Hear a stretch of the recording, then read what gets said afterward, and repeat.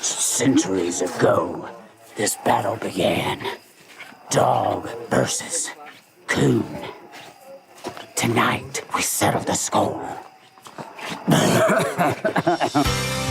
I'm Erick Baker, and I've lived in Tennessee my entire life. However, for the last decade, touring the world, I've only seen it passing by from a windshield. But finally, Tennessee is calling me back where I belong. There's a place you've never been. It's right where you want to be. I want to rediscover how great my home state is, and I want you to come with me. Uncharted.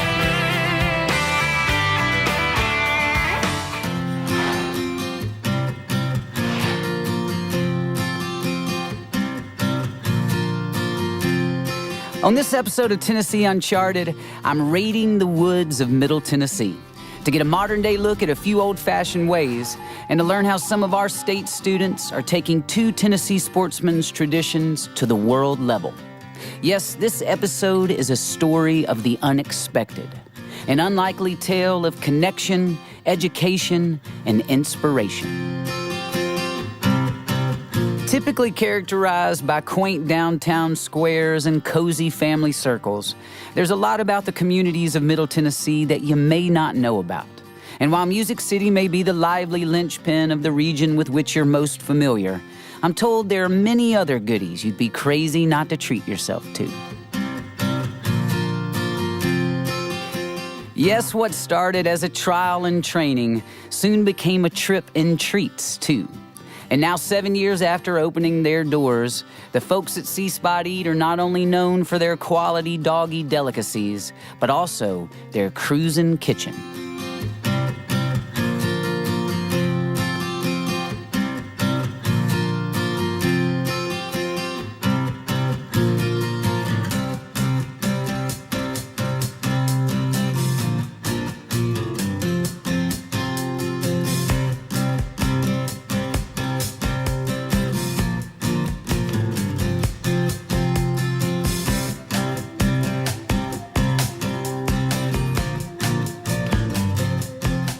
Hi. Are you Dave? I am. I'm Eric. Nice to meet you, Eric. Nice to meet you. Dave, I'll be honest, I think this is cleaner than my kitchen at home. This is really nice. Thank you very much. This is really nice. Thank So what do you. we have here? Well, this looks like something I can eat That's for sure. right. This is our pumpkin cinnabon mixture that we're making right now. Pumpkin cinnabon. All natural ingredients. That's all natural pumpkin. Boy, now that is a treat for real. Yes, it is. So, yes, it so is. this will be made into... We're gonna make bones, or just our everyday bones today. Okay, but you do way more than just... Oh yeah, we have Dog dozens bones of and- dozens of treats, frozen treats, refrigerated treats, shelf stable. We make customized birthday cakes. Yeah, it's a lot of fun. All right. So have you always made dog treats? Well, I married into this. My dear wife started this business about 8 years ago, and she's a dog trainer by trade. That's what she does, and that's what we do in our back facility. And when she started that, she started training dogs, oh my goodness, about 14 or 15 years ago, well before she met me. She said, you know, I'm always given graduation treats for classes. She would make liver brownies for graduation. And she thought, why don't I see what I can do with offering a bunch of dog treats? So all Crazy natural... chemical, all natural ingredients, some organic ingredients.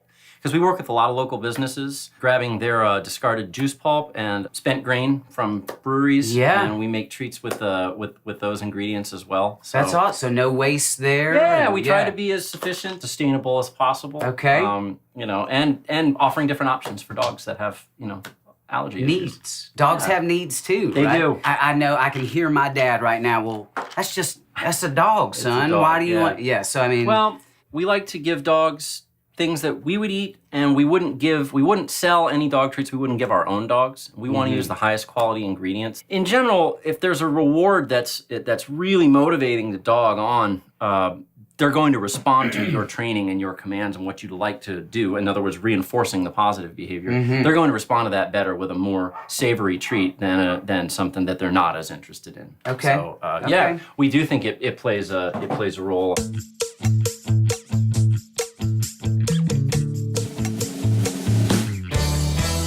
That is an exemplary bone.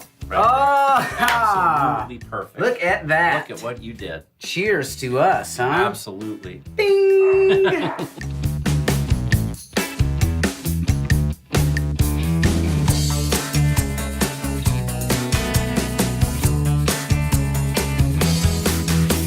In case you hadn't noticed, over the last 5 years, the food truck industry has been booming. Just take a look around and you're bound to see one sitting on a street corner somewhere nearby, serving up some delicious treats. But these days, depending on what you're in the mood for, you might want to double-check the menu before ordering. Because thanks to the folks at C Spot Eat, food trucks aren't just for foodies anymore. Or at least they're now for our four-legged foodies as well. From dog treats to training, C Spot Eat is definitely traveling in the right direction, serving up the very best from man's best friend.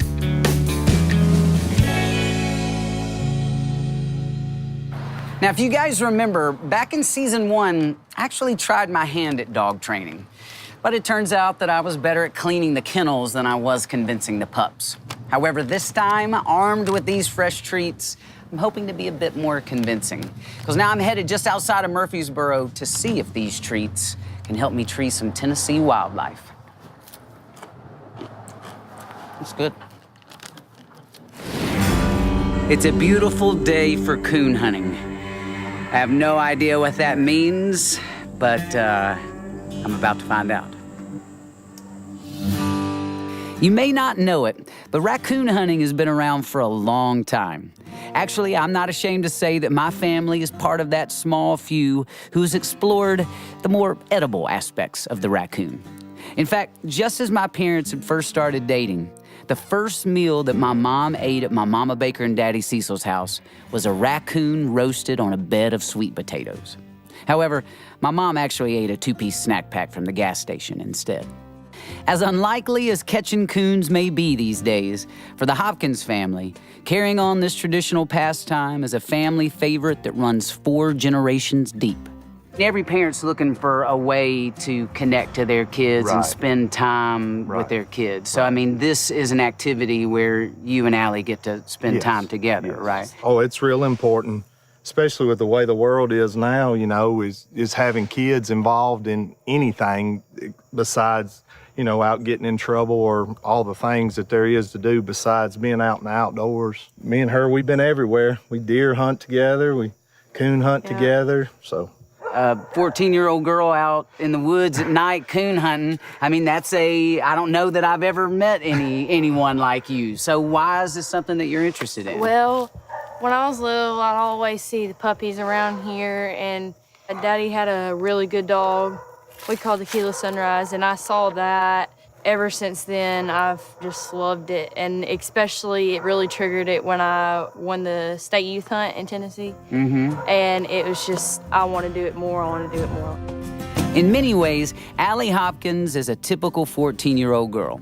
She has a lot of energy, a short attention span. She even wears pink.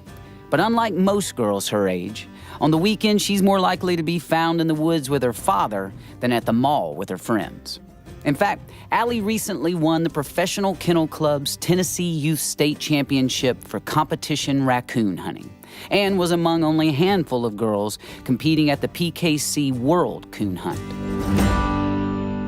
Each dog's got a distinct bark.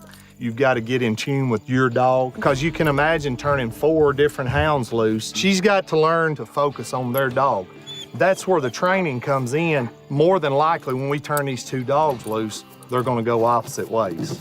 And if you think about it, if you're hunting with 4 dogs and you're trying to pick your dog out, he's easier if he's over here instead of piled in a big pack of dogs and you're trying to make a call. I recognize when he smells one and he lets loose a bark, and I know that that's when. You'll figure out He's what like, I'm Mama, I talking got one. Yeah, he's going to let you know. Okay. The way a competition coon hunt works is that a judge goes out with a group of competitors and their dogs and waits for them to track and tree a raccoon. Each time a dog successfully trees a raccoon, they get points, and they have an hour to tree as many as they can. Now, just in case you're wondering, let me be clear. Competition coon hunting does not mean killing. This style of hunting is actually more of a field trial that's primarily focused on competition and paying tribute to a Tennessee tradition.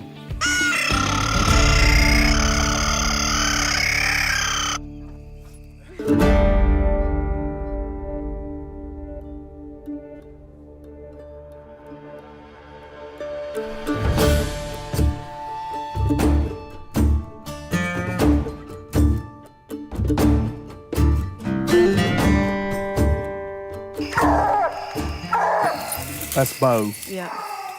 That's Kilo. Kilo. Huh. See, they sound pretty much the same to me. That's Oh, it. really? Bo. Bo. Bo.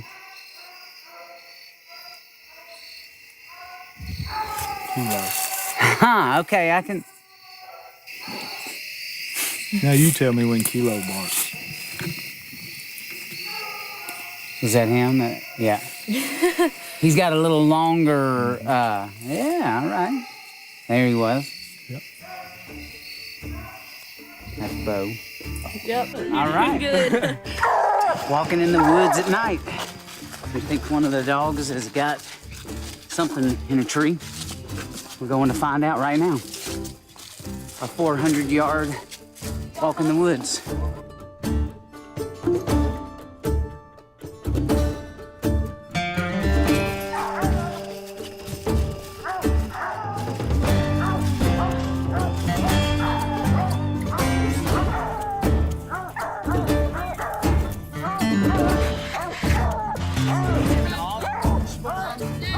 For me, today wasn't about raccoons or the hound dogs at all. It was about the surprising connection between a daughter and her dad through a nearly forgotten Tennessee sportsman's tradition. For Ashley and Allie, competition coon hunting is not about wins or losses. It's just about being together.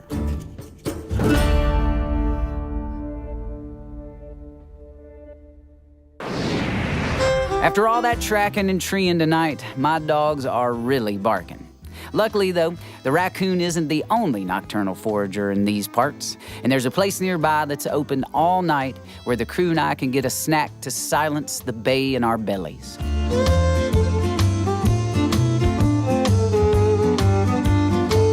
If you can't see my face, it's because the apple fritter is so humongous. Oh, I'm just gonna bite right in.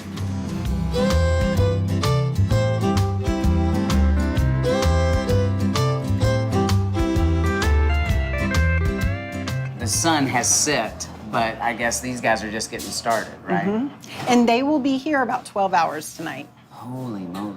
It's busy right now. I mean, I was really shocked that there were, no offense or whatever, but I'm usually getting ready for bed, you know. I'm not coming for coffee and donuts at this time of night or whatever. So why are people coming in here? What's bringing them in? Well, I don't think we're the typical donut shop by any means. The typical shop's going to close at 2 o'clock in the afternoon or 3.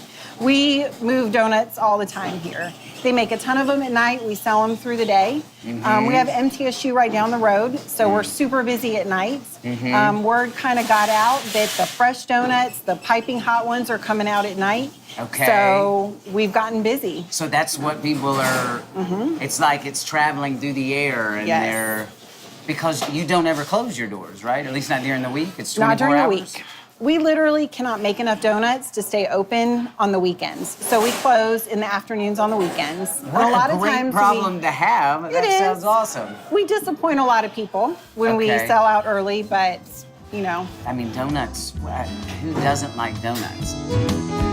Well, my family moved here in 1986. My dad was a police officer and my mom was a secretary in South Florida.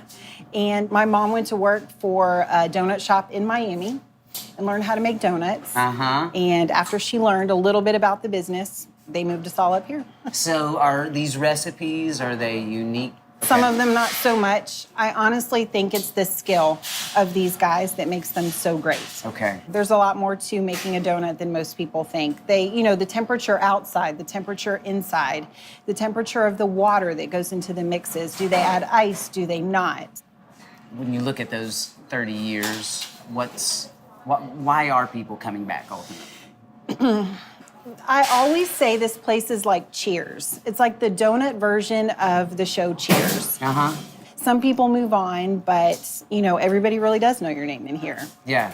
I have so many people that come in here, they were like, my grandparents took me in here when I was little. Now I'm taking my kids in here, and they start traditions. Going into this, I thought that making donuts would be pretty easy. A little dough, a little drizzle, and there you go.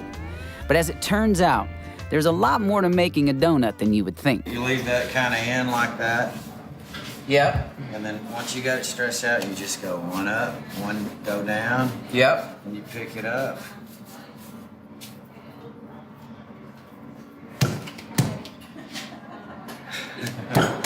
Yeah, that's fun. See, and look, that turned out pretty good, I think. Man, that was a pretty good twisty thing.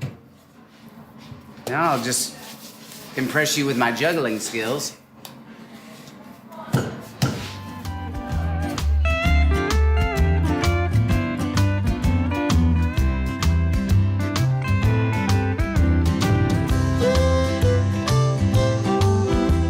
For many, donuts are a morning mainstay. But in order to be fresh at first light, all that baking has to take place earlier still. And in a town full of students set on snagging snacks for study sessions galore, the donut quickly claimed its place as a cornerstone of this community. And with an emphasis on quality over quantity, I've managed to take a bite of yet another modern-day masterpiece made the old-fashioned way.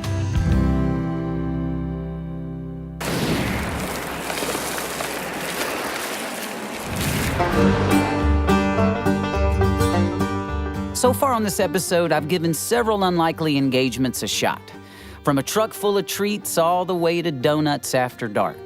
So it seemed only fitting that before I set off for home, I make one last stop to check out a sport that's causing quite the sensation. Today I'm in Nashville to get a world-class education at the 9th Annual National Archery in the Schools Program World Tournament, where nearly 5,000 student archers from all over the world, including the UK, Canada, South Africa, and Namibia, will be competing. This program is a joint venture between the State Departments of Education and Wildlife. And what may surprise you is that not only is the archery taught by NASP accessible to students of nearly all ages, genders, physical and mental abilities, but that educators participating in the program are reporting that NASP engages the unengaged and inspires students to greater achievement in school. In just 13 years, the program has shown such incredible results that thousands of educators, not just across the country, but the world, who are looking for ways to improve students' motivation, attention, behavior, attendance, and focus, have found a bullseye with archery. As the host of this year's World Tournament, this event owes a lot to the TWRA. So I sat down with Don Crawford to talk about TWRA's efforts to bring the world to Tennessee and how programs like NASP can not only serve the future of our youth, but wildlife conservation as well. It's the Archery in the School program. It's taught in school during school hours. Okay. Yeah, that's the main thing. It's from 4th grade to 12th grade. All right. It's an international program. Of course, you see we have 5 different countries here this year. Yeah, this is the World Championship. Championship. The World Tournament, yeah. It started in Kentucky in 2001. In Tennessee, we were the 17th state to start it. Right now, we got a little over 300 schools in the program. It's an in-school program for every kid gets to try it. Okay, and every kid, has to go through the program, too. Yeah. What role is the agency playing in the program? What we're looking for, we're trying to get the kids into some shooting sports. Whether they go hunt or whether they just do it as a recreational. We're just trying to get them outside to go shoot, get away from the computers, the video games. Gotcha. So what all do you guys do? We do all the training for all the teachers, for all the schools. We put on a state tournament every year. And, of course, our winners of the state tournament go to the national tournaments, and some of our teams are also here in the world tournament as well. Is there any data that's showing a success? This was our 9th state tournament.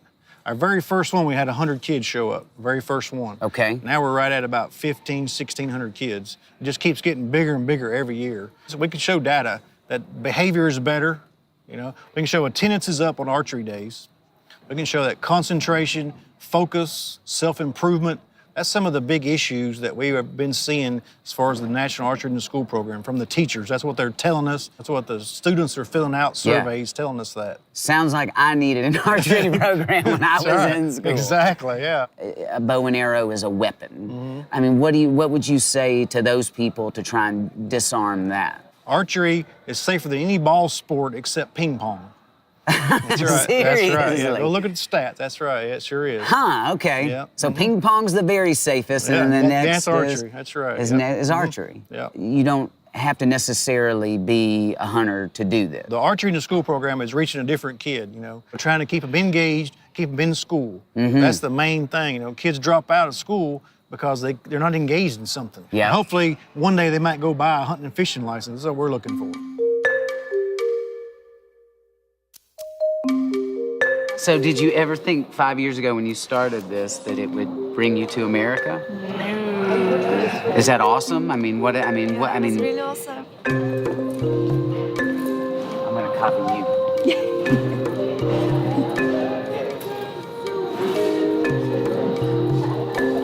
Look like I know what I'm doing.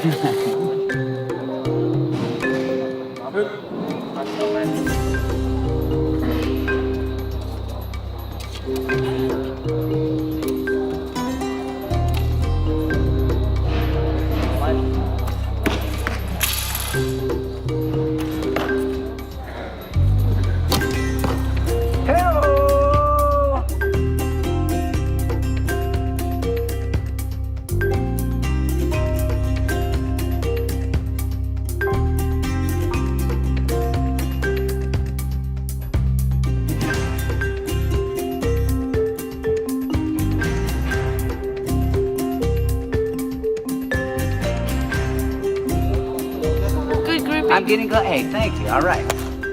Yours are better than mine. It's not that good.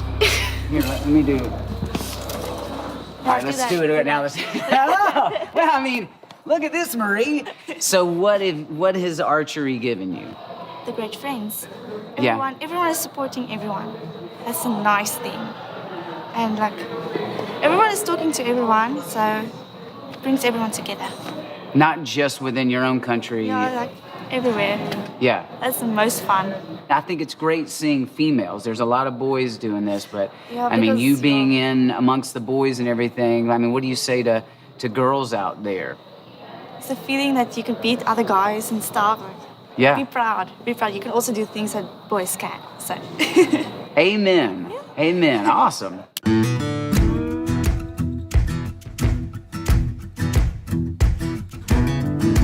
The fact of the matter is, we need more teenagers in the outdoors. Too many young people are staying inside, missing out on all the education and inspiration found in the wild places around us. Former NASP world champion and student manager of this year's USA team, Cameron Payton, provided terrific perspective when he told me, "We met as archers and ended up as lifelong friends. We came from different areas and backgrounds, but ultimately, archery united us all."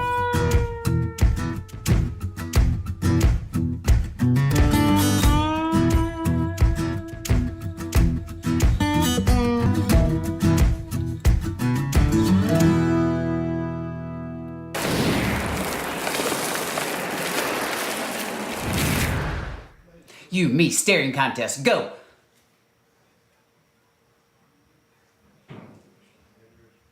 Oh, he's good. Over the last few days, I've learned that it's okay to treat yourself. But if this episode has taught me anything about life and about Tennessee, it's to expect the unexpected. However, for me, this is so much more than just a story of the unexpected. We're all looking for a connection in life, be it to our past, our pals, our passions, or all of the above. It's one of the treats that just makes life better. I truly believe we can all learn a thing or two from Allie and Ashley, because I now see that we don't have to take fancy trips or vacations to find a connection. We don't have to travel halfway around the world to inspire and educate. Sometimes just a simple trip into the woods or even your hometown donut shop is all it takes to find a kinship that can last a lifetime.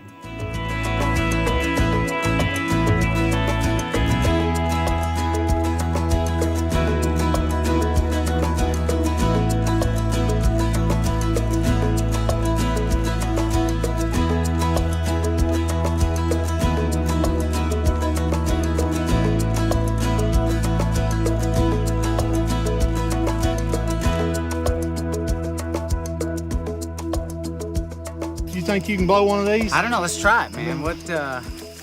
Can you flutter your tongue like? He goes, Can do that in there? Yes, sir. He's a professional. Huh? Oh, they're all coming from everywhere, boys. And you can sing.